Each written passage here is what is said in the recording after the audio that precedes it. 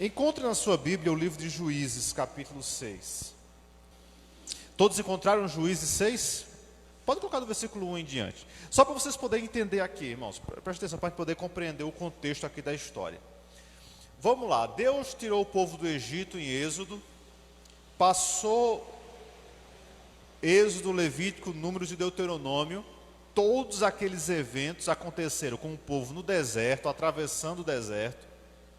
Quando chegamos no livro de Josué, Josué foi quem liderou o povo para entrar na terra prometida. Aí Josué era um guerreiro, Moisés era um pastor, né? E para passar no deserto foi preciso um pastor. Agora, para tomar posse da terra tinha que ter um guerreiro. Aí Deus levanta Josué, que era bom de espada, e Josué liderou o povo para entrar na terra. E Josué governou ou conduziu o povo por muitos anos.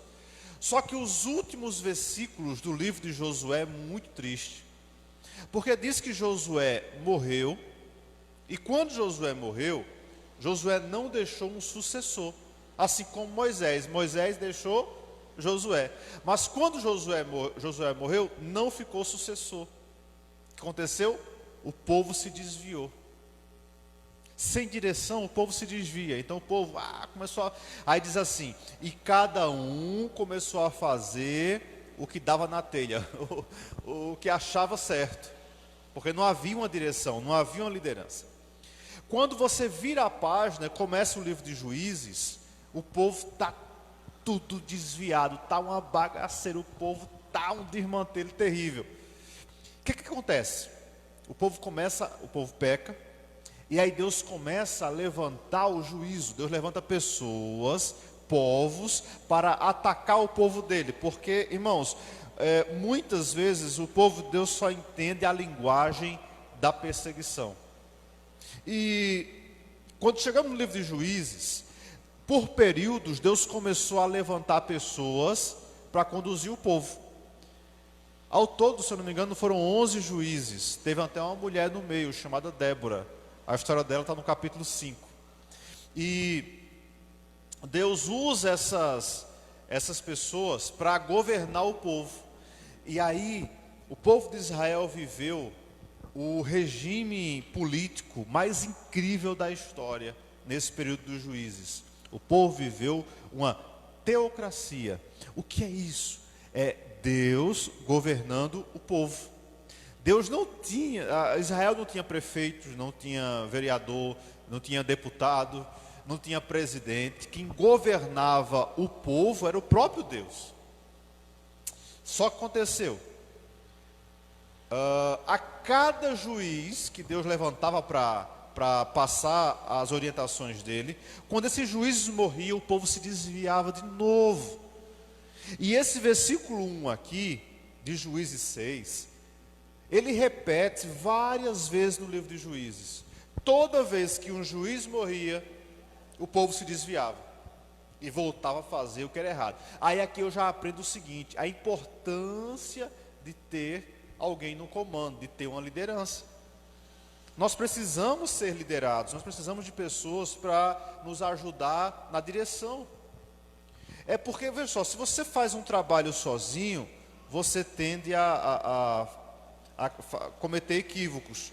Mas se você é supervisionado por alguém, você costuma sair melhor, não é? Então você vai lá fazer algo, ninguém está vendo, ninguém está orientando você. Aí você faz o que acha que está certo, né? As jovens aqui, a sua mãe manda fazer um bolo. Aí, só que ela não está perto, ela não orienta você. Aí você vai fazer o quê? Você vai fazer o que acha que está certo. Você vai lá, pega a massa e tenta fazer do seu jeito, porque não tem ninguém orientando você, não tem ninguém para liderar, para ajudar. Então essa é a importância.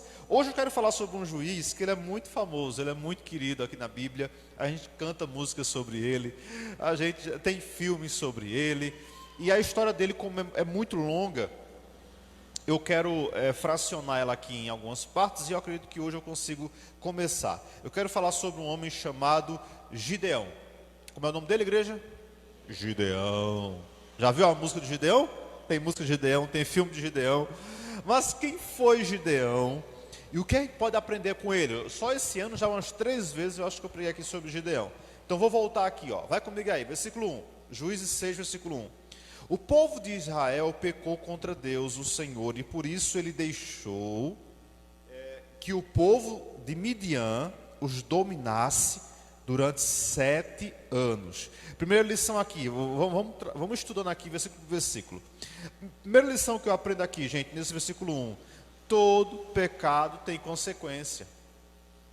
Olha aqui, o povo pecou contra Deus, o Senhor, e por isso, olha a igreja, por isso, Deus deixou que o povo de Midian os dominasse, ou os midianitas, os inimigos, dominassem aquele povo por 7 anos. Eu recebi uma mensagem essa semana de uma irmã perguntando o seguinte: pastor, macumba pega em crente? Essa pergunta é bem recorrente. Macumba pega em crente? Eu disse, depende. O problema não é a macumba pegar no crente, gente. O problema é o seguinte: o que é que fez Deus permitir que os midianitas arrebentassem com o povo? Porque havia brecha, havia pecado. O que faz uma pessoa ser atacada por feitiçaria, macumba e por aí vai, um monte de coisa, praga, o que faz? É quando você está pecando contra Deus, quando você deixa alguma brecha, porque o diabo ele não consegue entrar onde ele não tem espaço. Agora, quando há brechas, quando há assim, você dá legalidade, todo espírito mau ele precisa de legalidade para agir na terra. Amém, igreja? Se você der brecha, aí, como é que essas brechas, não é uma brecha com uma parede, vou fazer aqui uma brecha na parede. É mais ou menos o seguinte: às vezes a gente dá legalidade, eu vou botar a gente, porque a gente se inclui também nessa parada. Muitas vezes a gente, a nossa própria boca, a língua da gente, dá espaço demais para o diabo agir em nossa vida. Vou dar aqui um exemplo. Vamos lá. Na hora da raiva, aí o pai ou a mãe começa a xingar a criança, a amaldiçoar o menino, a chamar ele um monte de coisa que não presta. O que ele está fazendo? Ele está dando legalidade para Satanás agir. Porque o diabo vai dizer o seguinte: ora, ou daí de cima, ela que está falando, viu? A mãe diz assim: esse menino é muito burro. Que menino burro? Aí o diabo fala assim: tá bom. Aí o menino daqui a pouco, a criança, começa a ter muitos problemas no aprendizado, ele fica nervoso, ele desenvolve transtornos. Tudo começou quando? Quando alguém que tem autoridade sobre a criança, que é a mãe ou o pai, abriu a boca e acabou lançando uma maldição sobre ele. O diabo fez só o quê? Fez o que ele tem que fazer: roubar, matar e destruir. É isso que ele sabe fazer. Mas ele só faz quando você deixa. E a boca ou a língua tem sido uma porta gigante que as pessoas abrem para o diabo entrar na vida delas. Aí a criança começa a ter um monte de problemas. Aí se os pais são crentes, aí começa: meu Deus, o que está acontecendo? O inimigo está furioso. Ele não está não, ele continua sendo ele mesmo. Você que deixou. Quer ver outra legalidade que os casais, isso é muito, muito, muito comum entre casais? Eles dizem assim, na hora da briga, estão com raiva, aí um dorme no sofá, um na cama, aí um diz assim: qualquer hora eu te deixo, qualquer hora eu desapareço, eu vou sumir dessa casa, eu vou embora daqui. Aí o diabo fala: tá certo. Aí você acha que o inimigo ele não encontra, ele tem agora legalidade para dizer o seguinte: foi ela que falou, viu? Foi ele que falou, então eu posso entrar ali agora. Você lembra do Jó? Jó não era um cara assim tão fantástico, não era? Era um homem temente. Qual era os atributos de Deus de Jó, lá em Jó capítulo 1? Era um homem fiel, temente a Deus e se desviava do mal. Era o cara, não era não? Eita! Aí você fala assim: Jó não tem brecha nenhuma na vida dele. Tá um homem aí lacrado, esse aí, Léo, não tem brecha não. Então como é que o diabo quase que acaba com Jó, com a vida de Jó? Você vai entender lá na frente quando Jó fala assim: eita, o que eu mais tinha medo me aconteceu. Ou, para ser bem correto na tradução, o que eu mais temia me sobreveio. Jó era um homem maravilhoso, era uma bênção, só que ele tinha uma pequena brecha, medo. E foi justamente no medo que o diabo falou assim: eu vou entrar por aqui. Aí Jó falou: o que eu mais tinha medo aconteceu. Os nossos medos podem ser uma brecha muito forte para o inimigo agir em nossa vida. Olha aqui, ó, o povo de Israel pecou contra o Senhor, e o Senhor fez. Ok, Deus deixou. Eu acho interessante isso, irmão. Deus permitiu. E por que Deus permitiu? Só porque o povo pecou. Se o povo pecou, o diabo tem toda liberdade para agir. Então Deus permite que o inimigo, que os midianitas, que o diabo entre na vida das pessoas. Vamos lá, versículo 2. Vamos comigo aí. Os israelitas se escondiam dos midianitas em cavernas e em outros lugares seguros nas montanhas, porque os midianitas eram mais fortes do que eles. Olha que interessante, toda vez que a gente recebe um ataque do inferno, a gente tem que entender que eles são mais fortes que a gente. Gente, se não fosse a graça de Deus, estaríamos todos destruídos. O diabo é mais forte que a gente, tudinho aqui junto. Só que a graça de Deus está sobre a nossa vida. Amém? Vamos completar aqui o texto. 3. Vamos lá. Todas as vezes que os israelitas semeavam, os midianitas vinham com os amalequitas e os povos do deserto e os atacavam. Então, acampavam na terra e destruíam as suas colheitas até o sul, perto de Gaza, não deixando nada para os israelitas viverem, meu Deus, nem ao menos uma ovelha, uma vaca ou um jumento. Deixa eu explicar para você até aqui. O povo plantava, você sabe, né, que quem vive do campo sabe como é que é, né, irmã Rosa? É uns 40 dias para nascer o feijão, né, para o feijão poder dar lucro, né? Então você limpa o terreno, você planta, você limpa. Aí quando está próximo da colheita, o texto diz que os midianitas vinham e levavam tudo, não deixavam nada. Inclusive o gado, as ovelhas, tudo era roubado. Minha gente, olha que situação miserável que o povo estava vivendo. Versículo 5. Eles chegavam com o seu gado e as suas barracas e eram tão numerosos como gafanhotos. Eles e os seus camelos eram tantos que nem dava para contar. Vinham para destruir toda a terra. Meu Deus, que força! E o povo de Israel não podia com eles. Então os israelitas pediram socorro a Deus, o Senhor. Você pode dizer amém por isso? Ouça, o povo pecou, se afastou de Deus. Deus mandou os midianitas que vieram com tudo. Imagina você, a torcida, deixa para lá, né? A torcida, sabe qual é a torcida organizada assim, né? Eles vieram assim com tudo, levaram tudo que o povo tinha, acampou na terra deles. E o povo, na hora da agonia, pediram socorro a Deus. Irmãos, sempre funciona isso. Sempre que tiver em aflição, peça socorro ao Senhor. Sempre que necessário, diga: Senhor, me socorre, Senhor, me ajude. A oração mais curta que a gente pode fazer é: Senhor, me socorre. Ou, ai meu Deus, na hora de um acidente, por exemplo, né, que você só tem 1 segundo para orar. Muitas vezes aquela oração urgente que você faz, mas Deus é fiel para entrar em ação, para agir. Eu digo a você, peça socorro a Deus. Você que está em casa aí, peça socorro a Deus. Junte hoje as suas causas e diga assim: Senhor, está aqui a situação. Olha, Deus, eu não posso. Eu sozinho não tenho condição, eu não sei a saída, eu não sei para onde ir. Mas eu sei que o Senhor pode em minha vida, o Senhor pode agir. Agora, como foi que Deus respondeu o povo? Vai lá, o 7.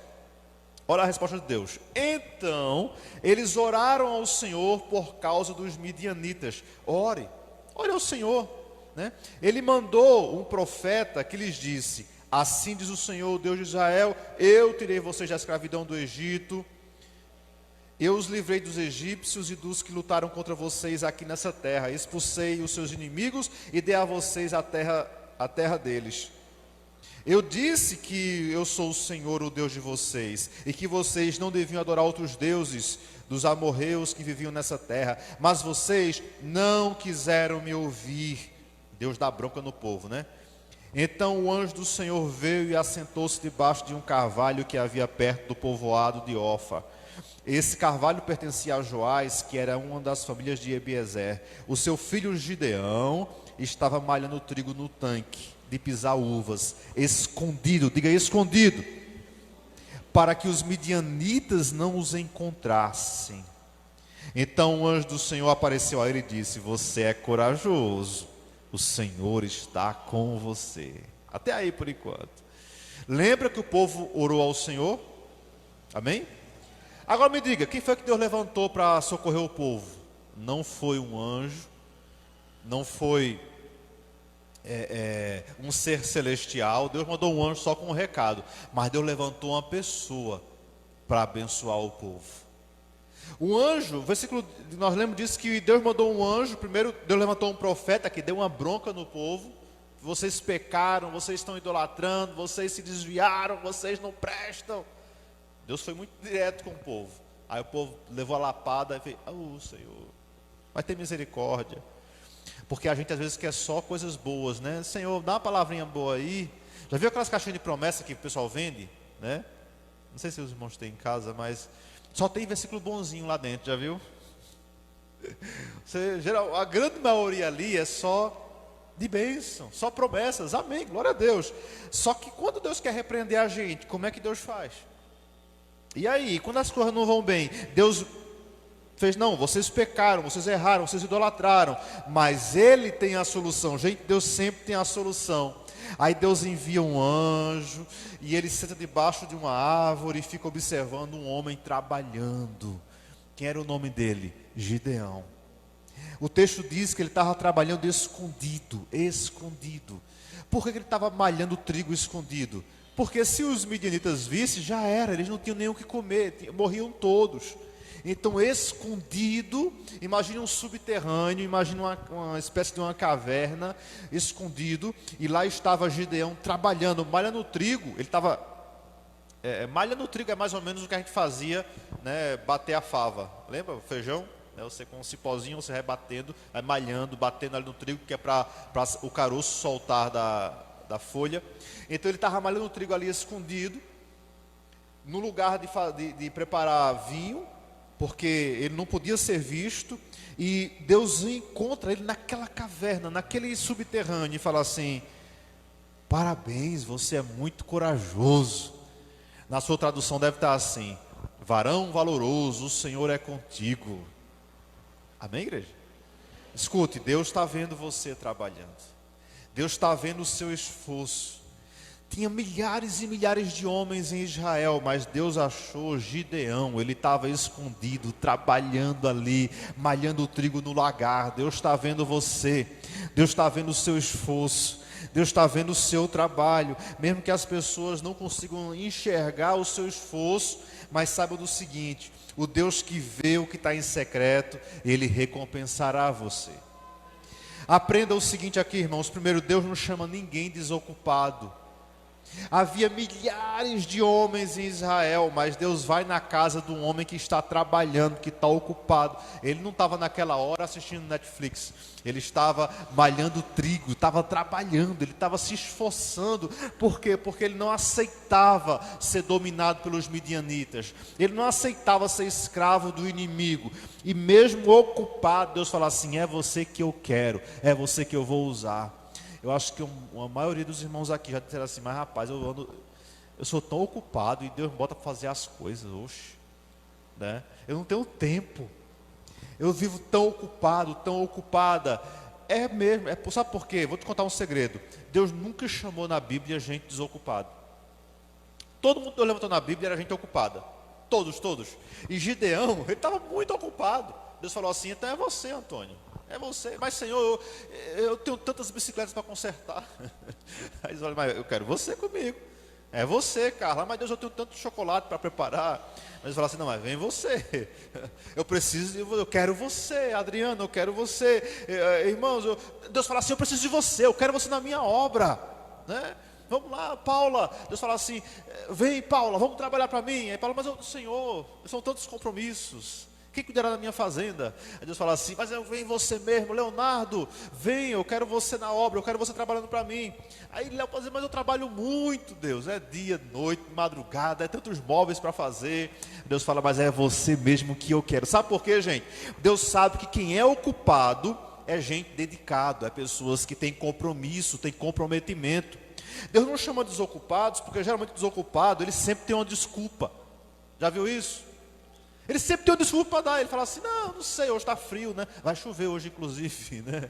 Eu não posso hoje, rapaz, eu estou meio cansado, está tudo tão difícil. Deus ama pessoas que não dão desculpas. Deus ama gente que dá a resposta, que dá uma posição, fala assim, Senhor, eis-me aqui. Olha aqui, ó, pode contar comigo. Eu não sei o que Deus chamou você para fazer, mas eu sei que você certamente era muito ocupado para isso. E por isso Deus chamou você. Então se alegre. Nunca diga assim, Deus, mas eu não tenho tempo para essas coisas, eu não tenho tempo para isso. Sim, você tem tempo para isso. E se Deus chamou você é porque Ele confia em você, é porque Ele sabe que você pode dar muitos frutos e muito resultado para a glória de Deus. Você pode dizer amém por isso?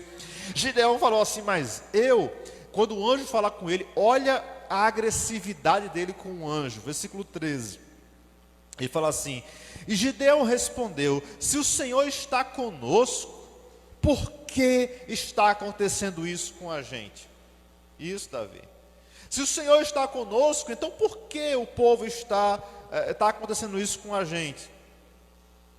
Então aonde estão aquelas maravilhas que os nossos antepassados contaram, que o Senhor costumava fazer quando trouxe do Egito? Ele nos abandonou e nos entregou aos midianitas. Eu acho isso aqui incrível de Gideão. Sabe de uma coisa? O que você faria se você estivesse lavando pratos ali, só você em casa, lavando pratos ali, água, de repente aparece um anjo do seu lado. Você visse que tem um anjo observando você. Você está lá consertando bicicleta lá, Antônio, lá, de repente sozinho. Quando ele olha, está lá um homem, certamente de branco, sei lá, em pé perto dele. Você dava uma carreira, você desmaiava, passava mal. Gideão, sabe o que ele faz? Ele começa a brigar com o anjo, ele discute com o anjo, ele fala assim, que história é essa que Deus é com a gente? Porque se Deus é com a gente, por que a gente está nessa situação? Aonde está aquelas histórias que os pais da gente contavam? Olha que interessante, irmãos. Gideão não tinha a Bíblia como a gente tem aqui hoje. O que é que ele aprendeu? Ele aprendeu com os pais dele. Ele fala assim, aonde está aquelas maravilhas, os milagres que os pais contavam para a gente? Nós temos uma obrigação de contar para os nossos parentes, para os nossos filhos, para os nossos descendentes, as maravilhas que Deus tem feito. Amém, gente? Conte, fale. Ele fala assim, mas como é que pode? Se Deus está conosco, porque essa miséria de vida que nós estamos vivendo? Você já se perguntou? Peraí, se Deus está comigo, por que está desse jeito? Não é normal. Irmãos, tem coisas que não é normal. Se Deus está com você, se você serve a um Deus vivo, por que a situação está desse jeito? Por que alguma tem que ter uma explicação? Para pensar. Peraí, e onde é que estão os milagres, as maravilhas que Deus fez no passado? Por acaso Deus mudou? Igreja, Deus não mudou, Ele continua o mesmo. Amém, gente? Então você diga assim, mas peraí, Deus, peraí, algo não encaixou aqui direito. Sabe o que mais que eu aprendo aqui? Versículo 13, ele fala assim, se o Senhor está conosco, eu vou ler na NVI, ele fala assim, se o Senhor está conosco, por que isso está nos acontecendo? Ouça bem, veja, o anjo fala assim, o Senhor é contigo, varão valoroso, o servo de Deus, o grande homem. Ele falou, o Senhor é contigo, não foi? Mas Gideão respondeu para ele, se o Senhor é conosco, por que isso está nos acontecendo? Observe, Gideão já desenvolve aqui uma habilidade de líder. Porque o anjo fala com ele, e ele não fala por ele, ele fala pelo povo. Ele fala assim, se Deus é conosco, mas o anjo não falou que Deus era com todo mundo. O anjo falou assim, Deus é contigo. Ele fala assim, ei, se Deus é conosco, por que a gente está nessa situação aqui? Gideão já inclui o coletivo, gente, as pessoas. Olha que habilidade maravilhosa. Todo líder, ele não pensa só nele, ele pensa em quem está ao redor dele, quem está próximo dele. Todo aquele que é chamado por Deus, ele sempre pensa no todo. Amém, gente? Então você começa a pensar, meu Deus, como é que eu faço para abençoar mais pessoas, para ser uma bênção para mais pessoas? Gideão estava preocupado com todo mundo. Ele falou, se Deus está conosco, que situação é essa que a gente está vivendo? Ore pela sua vida, dê graças a Deus pela sua vida, mas não lembre só de você. Ore também pela sua família inteira, ore pelos seus amigos, ore pela sua cidade, ore pelo seu país, mas que você pense no coletivo, porque a mente de Deus, ela é coletiva. Você nunca vai ver Deus tomando posições egoístas na Bíblia. Tudo dele é façamos. Tudo do Senhor é nós. Irmãos, o meu era lá fora. Agora no reino de Deus é nosso, é nós. Aonde chegarmos, a bênção está sobre todo mundo, está sobre o povo do Senhor. É por isso que é tão importante a gente servir ao Senhor e adorar Ele juntos, amém? Olha o que ele fala, se Deus é conosco, por que isso está nos acontecendo? Ele foi bravo com o anjo. Já imaginou se fosse você dizer o que para o anjo? Ô seu anjo, ô irmão, ô anjo, bota um cafezinho, senta aqui, vamos conversar. Não, o Gideão quase bate no anjo. E aí quando o anjo percebe essa força dele, olha o 14, vai para o 14 aí, olha o que o anjo fala para ele. O anjo diz assim, o Senhor se voltou contra eles e disse, com a força que você tem, vá libertar Israel das mãos dos midianitas. Não sou eu quem está te enviando. Deus fala assim, eita cabarretado, achei um valente, achei um corajoso. O cara me encarou, o cara quase bate em mim aqui, esse cara é corajoso. Ele falou assim, então vai nessa tua força, Gideão, e livra o povo. Irmãos, existe um Deus que é com você, e se Deus é com você, você pode fazer coisas grandes para o Senhor. Eu imagino que se Gideão falasse assim, se o Senhor é comigo, porque eu estou assim, o anjo diria, tchau Gideão, vou embora. Mas veja quando ele fala assim, se Deus é conosco, porque estamos assim, aí o anjo já muda a versão, fala assim, então vai nessa tua força e livra o povo. A conversa começou só para Gideão, mas como ele pensou em mais pessoas, Deus fez, esse é o cara que eu preciso, vai e liberta o povo, vai que eu sou contigo, sou eu que estou te enviando.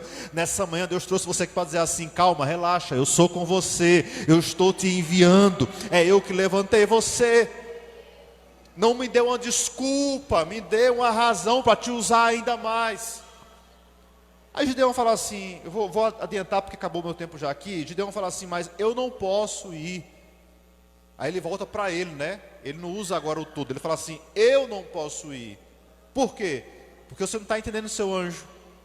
A minha tribo é a menor, eu sou da menor tribo de Israel. A minha família é a mais pobre da tribo e eu sou o caçula da casa. Eu sou o menor da minha casa.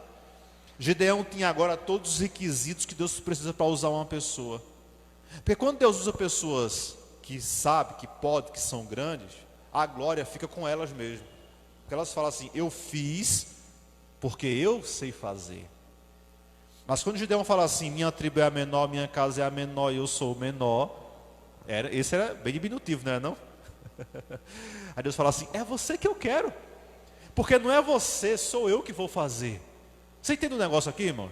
Não é você quem vai fazer, é Deus através de você, porque Deus usa pessoas. Então se você se sente o menor, se você sente que você não tem condição, é um requisito primordial para Deus usar a sua vida. Eu acredito que o sonho que Ele colocou no seu coração, você pode construir, você pode fazer, você pode chegar lá, você pode dizer assim, mas Deus, a minha empresa é a menor da cidade, eu estou começando agora, eu estou na dificuldade aqui, é uma luta.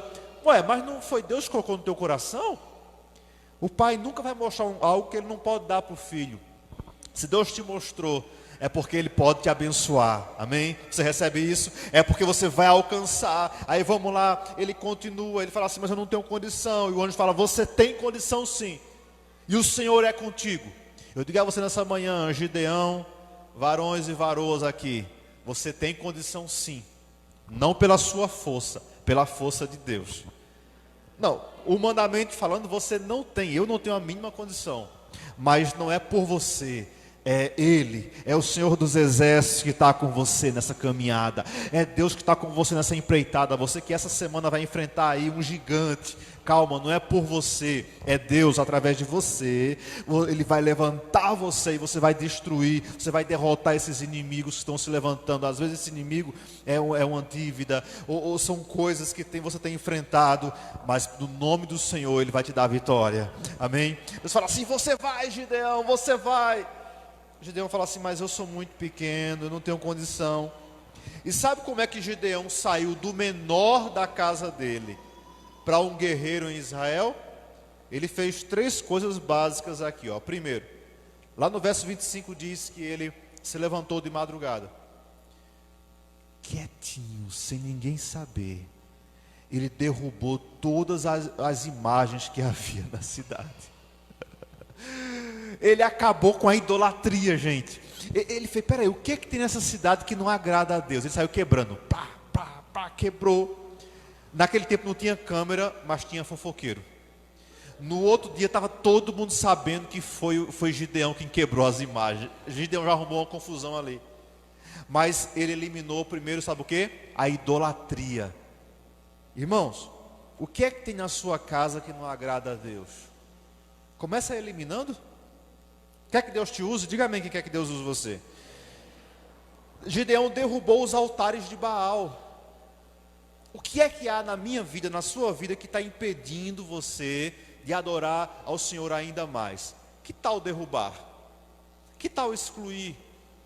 O que é que tem no seu celular que não glorifica a Deus? Que tal derrubar esses altares aí?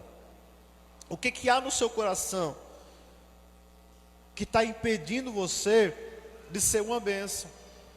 Você sabia? A gente pensa que idolatria é uma imagem. Idolatria, minha gente, é um sentimento. Imagem tem em todo canto, né? Que tem um monte de imagem por aqui. Agora, o problema é o sentimento da gente. Deixa eu te contar uma história bem rápida aqui. Essa semana no telefone eu recebi umas 15 ligações de um número estranho. E geralmente quando eu recebo muita ligação assim de outro número, muitas mensagens.